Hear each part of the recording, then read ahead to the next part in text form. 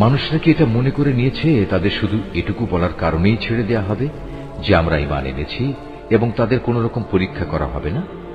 আমি তো সেসব লোকদেরও পরীক্ষা করেছি যারা এদের আগে এভাবেই ঈমানের দাবি করেছিল। আল্লাহ তাআলা অবশ্যই তাদের ভালো করে জেনে নেবেন যারা ঈমানের দাবিতে সত্যবাদী। আবার ঈমানের মিথ্যা দাবিদারদেরও তিনি অবশ্যই জেনে নেবেন। যারা সব সময় গুনাহের কাজ করে বেড়ায় তারা এটা ধরে নিয়েছে তারা বুদ্ধির প্রতিযোগিতায় আমার থেকে আগে চলে যাবে। এটা তাদের একটা মন্দ সিদ্ধান্ত যা আমার সম্পর্কে তারা করতে পারল। তোমাদের মধ্যে যে ব্যক্তি এই আশা করে সে আল্লাহ তাআলার সামনাসামনি হবে, তবে সে যেন জেনে রাখে আল্লাহ তাআলার নির্ধারিত এই সময়টা অবশ্যই আসবে। আল্লাহ তাআলা সব কিছু শুনেন, সব কিছু জানেন। যে ব্যক্তি আল্লাহ তাআলার পথে সংগ্রাম সাধনা করে সে তো আসলে তা করে তার নিজের কল্যাণের জন্যই, কেননা আল্লাহ তাআলা সৃষ্টিকুল থেকে প্রয়োজন মুক্ত। যারা ঈমান আনে এবং নেক কাজ করে আমি অবশ্যই তাদের সেসব দোষ ত্রুটিগুলো দূর করে দেব, এবং তারা যেসব নেক আমল করে আমি তাদের সেসব কর্মের উত্তম ফল দেব। আমি মানুষকে তাদের পিতামাতার সাথে সদ্ব্যবহার করার আদেশ দিয়েছি, কিন্তু যদি কখনো তারা তোমাকে আমার সাথে কাউকে শরীক করার জন্য জবরদস্তি করে, যেহেতু এ ব্যাপারে তোমার কাছে কোন রকম দলিল প্রমাণ নেই, তাই তুমি তাদের কোনো আনুগত্য করো না, কেননা তোমাদের তো আমার কাছেই ফিরে আসতে হবে। আর তখন আমি অবশ্যই তোমাদের সব কিছু বলে দেব তোমরা দুনিয়ার জীবনে কে কোথায় কি করতে। যারা আল্লাহ তাআলার উপর ঈমান এনেছে এবং নেক আমল করেছে আমি অবশ্যই তাদের নেক বান্দাদের অন্তর্ভুক্ত করে নেব। মানুষদের মাঝে কিছু এমনও আছে যারা মুখে বলে আমরা আল্লাহ তাআলার উপর ঈমান এনেছি, কিন্তু যখন তাকে আল্লাহর পথে চলার জন্য কষ্ট দেয়া হয় তখন তারা মানুষের এই পীড়নকে আল্লাহ তাআলার আযাবের মতোই মনে করে। আবার যখন তোমার মালিকের কোনো সাহায্য আসে তখন তারা মুসলমানদের বলতে থাকে আমরা তো তোমাদের সাথেই ছিলাম। এরা মনে করে আল্লাহ তাআলা সৃষ্টিকুলের মানুষদের অন্তরের গোপন বিষয় সম্পর্কে বুঝি মোটেই অবগত নন। আল্লাহ তাআলা অবশ্যই তাদের ভালো করে জেনে নেবেন যারা ঈমান এনেছে। আবার তিনি মুনাফিকদেরও ভালো করে জেনে নেবেন। কাফেররা ঈমানদারদের বলে তোমরা আমাদের পথের অনুসরণ করো, আমরা কিয়ামতের দিন তোমাদের গুনাহসমূহের বোঝা তুলে নেব। অথচ তারা সেদিন তাদের নিজেদের গুনাহসমূহের সামান্য পরিমাণ বোঝাও উঠাতে পারবে না। এরা আসলেই মিথ্যাবাদী। কিয়ামতের দিন এরা অবশ্যই তাদের নিজেদের গুনাহের বোঝা উঠাবে, তারপর তাদের এই বোঝার সাথে থাকবে তোমাদের বোঝাও। দুনিয়ার জীবনে যত মিথ্যা কথা তারা উদ্ভাবন করেছে তাদের অবশ্যই সে ব্যাপারে সেদিন প্রশ্ন করা হবে। আমি নূহকে তার জাতির কাছে পাঠিয়েছিলাম, সে ওদের মাঝে অবস্থান করল 50 কম 1000 বছর। তারা যখন তার কথা শুনল না তখন মহাপ্লাবন এসে তাদের পাকড়াও করল। মূলত তারা ছিল বড়ই জালেম। এ মহাপ্লাবন থেকে আমি তাকে এবং তার সাথে নৌকার আরোহীদের রক্ষা করেছি, আর আমি এই ঘটনাকে সৃষ্টিকুলের মানুষদের জন্য একটি নিদর্শন বানিয়ে রেখেছি। আর যখন ইব্রাহিম তার জাতিকে বলল তোমরা এক আল্লাহ তাআলার ইবাদত করো এবং তাকেই ভয় করো, এটাই তোমাদের জন্য ভালো যদি তোমরা বুঝতে পারো। তোমরা তো আল্লাহ তাআলাকে বাদ দিয়ে কেবল মূর্তিসমূহের পূজা করো এবং স্বয়ং আল্লাহ তাআলা সম্পর্কে মিথ্যা কথা উদ্ভাবন করো। আল্লাহ তাআলাকে বাদ দিয়ে যেসব মূর্তির তোমরা পূজা করো তারা তোমাদের কোন রকম রিজিকের মালিক নয়। অতএব তোমরা একমাত্র আল্লাহ তাআলার কাছেই রিজিক চাও, শুধু তারই ইবাদত করো এবং তার নিয়ামতের শুকর আদায় করো, কেননা তোমাদের তার কাছেই ফিরে যেতে হবে। আর যদি তোমরা আমার নবীকে মিথ্যা প্রতিপন্ন করো তাহলে জেনে রেখো তোমাদের আগের জাতির লোকেরাও তাদের জমানার নবীদের মিথ্যা প্রতিপন্ন করেছে। মূলত সুস্পষ্ট রূপে মানুষদের কাছে আল্লাহর কথা পৌঁছে দেয়াই হচ্ছে রাসূলের কাজ। এই লোকেরা কি লক্ষ্য করে না কিভাবে আল্লাহ তাআলা প্রথমবার তার সৃষ্টিকে অস্তিত্ব দান করলেন, কিভাবে তাকে আবার জীবিত করবেন? অবশ্য এই দ্বিতীয়বার সৃষ্টি করার কাজটা আল্লাহ তাআলার কাছে নিতান্ত সহজ। হে নবী, তুমি বলো তোমরা আল্লাহর জমিনে পরিভ্রমণ করো এবং এর সর্বত্র দেখো কিভাবে আল্লাহ তাআলা তার সৃষ্টিকে প্রথমবার অস্তিত্বে আনেন এবং একবার ধ্বংস হয়ে গেলে কিভাবে আবার তিনি তা পুনর্বার পয়দা করেন। নিঃসন্দেহে আল্লাহ তাআলা সব কিছুর উপর প্রবল ক্ষমতাবান। তিনি যাকে চান তাকে শাস্তি দেন, আবার যাকে চান তাকে ক্ষমা করে তার উপর অনুগ্রহ করেন। সর্বাবস্থায় তোমাদের তার দিকেই ফিরে যেতে হবে। তোমরা জমিনের অতলে যেমন আল্লাহ তাআলাকে তার পরিকল্পনায় অক্ষম করে দিতে পারবে না, তেমনি পারবে না আসমানের কোনো চূড়ায়ও। বস্তুত আল্লাহ তাআলা ছাড়া তোমাদের কোনো অভিভাবক নেই, নেই কোনো সাহায্যকারীও। যারা আল্লাহ তাআলার আয়াতসমূহ ও তার সামনাসামনি হওয়া অস্বীকার করে, মূলত সেসব লোক আমার অনুগ্রহ থেকে নিরাশ হয়ে গেছে। আর এরাই হচ্ছে সেসব মানুষ যাদের জন্য রয়েছে মর্মন্তুদ শাস্তি। অতঃপর তাদের ইব্রাহিমের জাতির কাছে এছাড়া আর কোনো জবাব থাকল না, যে তারা বলতে লাগলো, একে মেরেই ফেলো কিংবা তাকে আগুনে পুড়িয়ে দাও। অতঃপর তারা যখন তাকে আগুনে নিক্ষেপ করল, তখন আল্লাহ তাআলা তাকে জ্বলন্ত আগুন থেকে উদ্ধার করলেন। অবশ্যই মুমিন জাতির জন্য এ ঘটনার মাঝে আল্লাহ তাআলার কুদরতের অনেক নিদর্শন মজুদ রয়েছে। ইব্রাহিম বলল, হে আমার জাতির লোকেরা, তোমরা তোমাদের পার্থিব জীবনে একে অপরের প্রতি ভালোবাসা বৃদ্ধির খাতিরে আল্লাহ তাআলাকে বাদ দিয়ে নিজেদের হাতে গড়া মূর্তিগুলোকে নিজেদের মাবুদ ধরে নিয়েছ। অথচ কিয়ামতের দিন তোমাদের এই ভালোবাসার একজন ব্যক্তি আরেকজনকে চিনতেও অস্বীকার করবে। তারা তখন একজন আরেকজনকে অভিশাপ দিতে থাকবে। পরিশেষে তোমাদের সবার চূড়ান্ত ঠিকানা হবে জাহান্নাম, আর সেদিন কেউই তোমাদের কোন রকম সাহায্য করবে না। অতঃপর লূত তার উপর ঈমান আনল। ইব্রাহিম বলল, আমি এবার আমার মালিকের বলে দেয়া স্থানের দিকে হিজরত করছি। অবশ্যই তিনি মহাপরাক্রমশালী ও বিজ্ঞ কুশলী। অতঃপর আমি তাকে ছেলে হিসেবে ইসহাক ও নাতি হিসেবে ইয়াকুব দান করলাম। তার বংশধারায় আমি নবুয়ত ও কিতাব নাজিলের ধারা অব্যাহত রাখলাম। নবুয়ত দ্বারা আমি দুনিয়াতেও তাকে পুরস্কৃত করলাম, আর আখিরাতে সে অবশ্যই আমার নেক বান্দাদের দলে শামিল হবে। আর আমি লূতকে তার লোকদের কাছে পাঠিয়েছিলাম, যখন সে তার জাতিকে বলল, তোমরা এমন এক অশ্লীল কাজ নিয়ে এসেছ যা ইতিপূর্বে সৃষ্টিকুলের কোন মানুষই করেনি।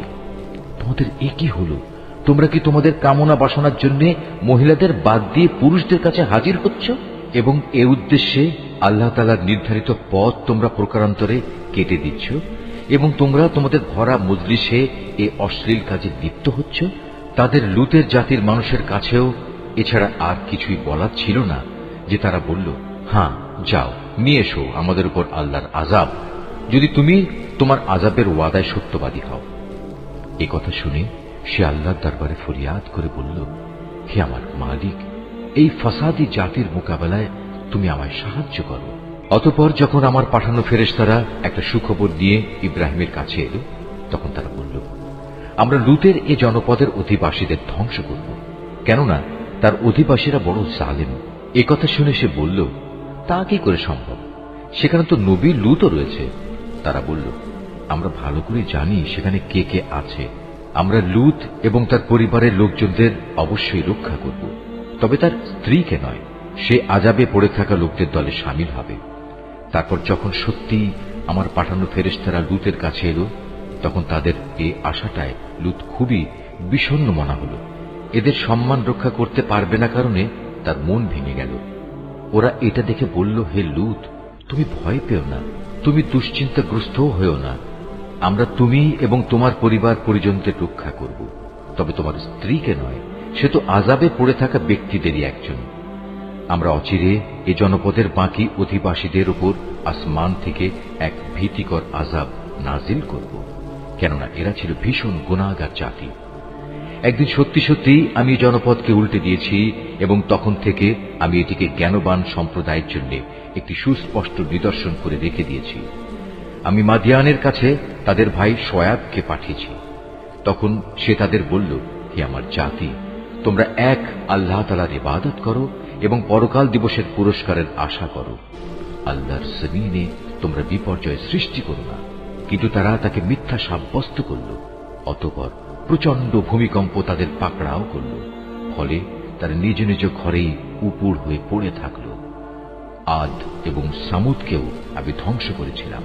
তাদের ধ্বংসপ্রাপ্ত বসতি থেকেই তো তোমাদের কাছে আযাবের সত্যতা প্রমাণিত হয়ে গেছে।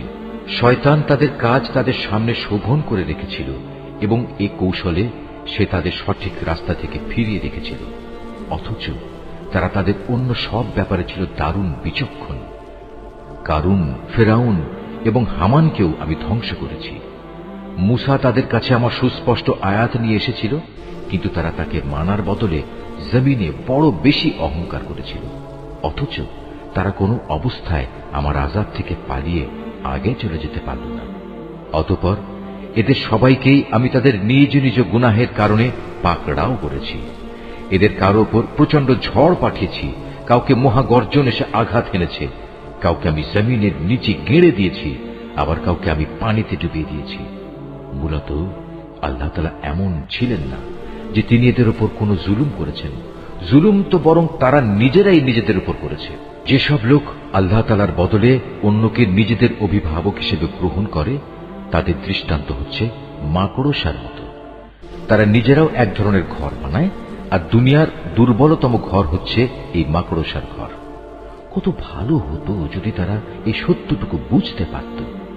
এরা আল্লাহ তাআলার পরিবর্তে যে সবকিছুকে ডাকে, আল্লাহ তাআলা তাদের সম্পর্কে সম্যক অবগত রয়েছেন। তিনি মহাপরাক্রমশালী, প্রবল, প্রজ্ঞাময়। এ হচ্ছে সেই উদাহরণ যা আমি মানুষদের জন্যই পেশ করেছি। কেবল জ্ঞানী ব্যক্তিরাই তা বুঝতে পারে।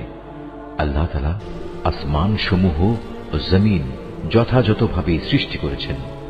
বস্তুত এতে ঈমানদারদের জন্য আল্লাহ তাআলার অস্তিত্বের পক্ষে বড় প্রমাণ রয়েছে। যে কিতাব তোমার উপর নাজিল করা হয়েছে তুমি তা তেলাওয়াত করো এবং নামাজ প্রতিষ্ঠা করো। নিঃসন্দেহে নামাজ মানুষকে অশ্লীলতা ও মন্দ কাজ থেকে বিরত রাখে, পরন্তু আল্লাহ তাআলাকে হামেশা স্মরণ করাও একটি মহান কাজ। তোমরা যা কিছু করো আল্লাহ তাআলা তার সম্যক অবগত আছেন। হে মুসলমানরা, তোমরা কিতাবধারীদের সাথে কোন রকম তর্ক বিতর্ক করো না, তবে উত্তম পন্থায় করতে পারো।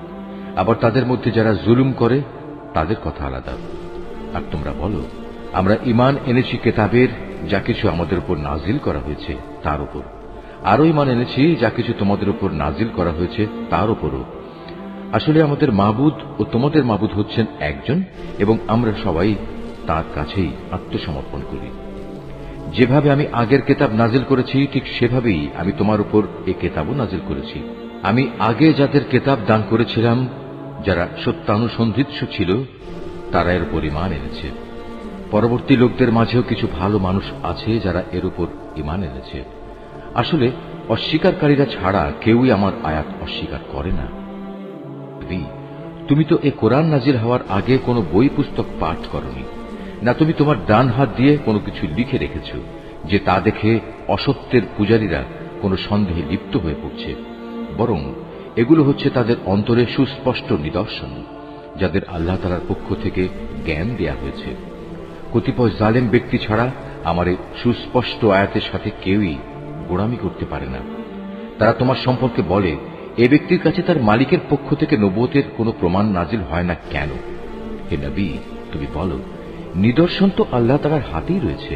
আমি তো হচ্ছি আযাবের একজন সুস্পষ্ট সতর্ককারী মাত্র। হে নবী, এদের জন্য এটাই কি যথেষ্ট নয় যে স্বয়ং আমি তোমার উপর কিতাব নাজিল করেছি যা তাদের কাছে তেলাওয়াত করা হচ্ছে? অবশ্যই ঈমানদার সম্প্রদায়ের জন্য এতে আল্লাহ তাআলার অনুগ্রহ ও নসিহত রয়েছে। হে নবী, তুমি বলো, আমার ও তোমাদের মধ্যে সাক্ষী হিসেবে আল্লাহ তাআলাই যথেষ্ট। কেননা আসমান সমূহ ও জমিনে যা আছে তার সবকিছু তিনি জানেন। যারা বাতিলের উপর ঈমান আনে এবং আল্লাহ তাআলাকে অস্বীকার করে, তারাই হচ্ছে মারাত্মক ক্ষতিগ্রস্ত। হে নবী, এরা তোমার কাছে আযাব ত্বরান্বিত করার কথা বলে। যদি আল্লাহ তাআলার কাছে এদের শাস্তি দেওয়ার জন্য একটি দিনক্ষণ সুনির্দিষ্ট না থাকত, তাহলে কবেই না তাদের উপর আযাব এসে যেত। অবশ্যই এদের উপর আকস্মিকভাবে আযাব আসবে এবং তারা জানতেও পারবে না। তোমার কাছে এরা আযাব ত্বরান্বিত করার কথা বলে, অথচ জাহান্নাম তো কাফেরদের পরিবেষ্টন করেই নেবে। যেদিন আযাব তাদের গ্রাস করবে, তাদের ওপর থেকে, তাদের পায়ের নিচ থেকে তাদের গ্রাস করবে। আল্লাহ তাআলা তখন বলবেন, দুনিয়ায় তোমরা যা কিছু করতে এখন তার মজা উপভোগ করো। হে আমার বান্দারা, যারা আমার উপর ঈমান এনেছ, আমার জমিন অনেক প্রশস্ত, সুতরাং তোমরা একমাত্র আমার ইবাদত করো। প্রতিটি জীবকেই মরণের স্বাদ গ্রহণ করতে হবে। এরপর তোমাদের সবাইকে আমার কাছে ফিরে আসতে হবে। যারা আমার উপর ঈমান আনবে এবং নেক কাজ করবে, আমি তাদের জন্য জান্নাতে সুরম্য কোঠা তৈরি করব, যার পাদদেশ দিয়ে ঝর্ণাধারা প্রবহমান থাকবে। সেখানে তারা চিরস্থায়ী হবে। কত উত্তম পুরস্কার এ নেককার মানুষগুলোর জন্য। নেককার মানুষ হচ্ছে তারা যারা ধৈর্য ধারণ করেছে এবং সর্বাবস্থায় নিজেদের মালিকের উপরই নির্ভর করেছে। কত ধরনের বিচরণশীল জীব এ দুনিয়ায় রয়েছে যারা কেউই নিজেদের রিজিক নিজেরা কাঁধে বহন করে বেড়ায় না। আল্লাহ তাআলাই তাদের এবং তোমাদের নিত্যদিনের রিজিক সরবরাহ করেন। তিনি সব কিছু শোনেন এবং সব কিছু জানেন। হে নবী, তুমি যদি তাদের জিজ্ঞেস করো আসমান সমূহ ও জমিন কে পয়দা করেছে, সূর্য ও চন্দ্রকে কে কাজে লাগিয়ে রেখেছে, তারা অবশ্যই বলবে একমাত্র আল্লাহ তাআলা। কিন্তু তারপরেও এরা কোথায় কোথায় ঠোকর খাচ্ছে। বস্তুত আল্লাহ তাআলা তার বান্দাদের মাঝে যাকে চান তার রিজিক প্রশস্ত করে দেন, আবার যাকে চান তার জন্য তা কমিয়ে দেন। অবশ্যই আল্লাহ তাআলা সবকিছুর ব্যাপারে সম্যক অবগত আছেন। হে নবী, যদি তুমি তাদের জিজ্ঞেস করো আসমান থেকে কে পানি বর্ষণ করেছে, অতঃপর কে জমিন একবার মরে যাওয়ার পর সে পানি দ্বারা তাতে জীবন সঞ্চার করেছে, অবশ্যই এরা বলবে আল্লাহ তাআলাই। তুমি বলো যাবতীয় তারিফ একমাত্র আল্লাহ তাআলার জন্য, কিন্তু ওদের অধিকাংশ মানুষই তা অনুধাবন করে না। এ পার্থিব জীবন তো অর্থহীন কতিপয় খেল তামাশা ছাড়া আসলেই আর কিছু নয়। আখিরাতের জীবনই হচ্ছে সত্যিকারের জীবন। কত ভালো হতো যদি তারা এই বিষয়টা জানত।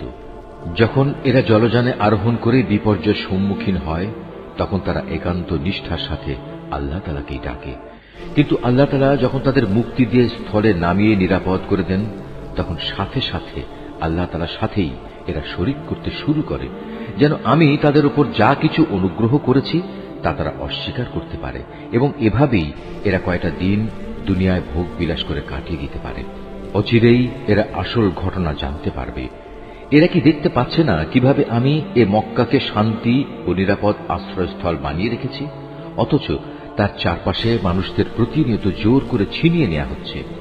এরপরেও কি তারা বাতিলের উপর ঈমান আনবে এবং আল্লাহ তাআলার নিয়ামত অস্বীকার করবে?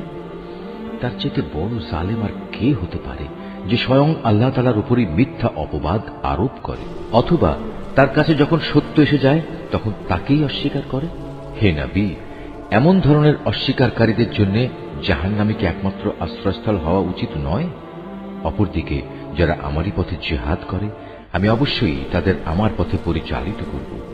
নিঃসন্দেহে আল্লাহ তাআলা নেককার বান্দাদের সাথে রয়েছেন।